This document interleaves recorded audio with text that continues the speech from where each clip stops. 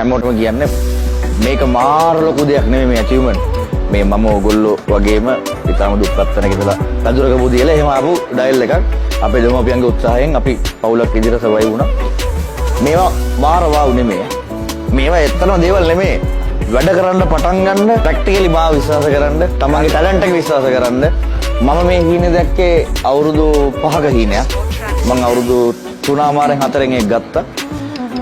රුපියල් 100ක් අද එකතු කරන්න ඔයා මාසයක් යද්දි ඒක ලක්ෂයක් කරනවමයි ඉතුරු කරන්න පටන් ගන්න.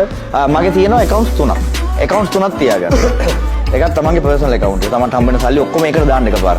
එතකොට ඒක තමන්ගේ බැංකුව ගන්න දෙනකොට ඊට වැදගත් සල්ලි වැටෙන්නේ එතන. ඒකෙන් යන්න වෙන account එකකට. ඒකෙන් යන්න saving වලට.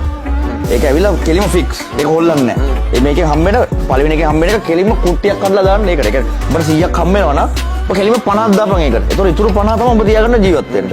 ඒ 50 එනොත් තව ඕන 20ක් විතර අයින් කරලා වෙන account එකකට තියාගන්න හදිස්සිය මේ මුල්ම account එකේ සල්ලි නැති වුණොත් ඇදලා දාන්න. ඔයාට හම්බෙන්නේ 10000 නම් 20000 නම් manage කරගන්නකො. ඒක බැරි නෑ මචං. මේ ලෝකේ කරන්න බැරි කිසිම දෙයක් නෑ. Tamanට අවශ්‍යතාවය සහ උවමනාව මත තමයි අපි හැමෝම හැම දෙයකටම උත්තර හොයාගන්නේ.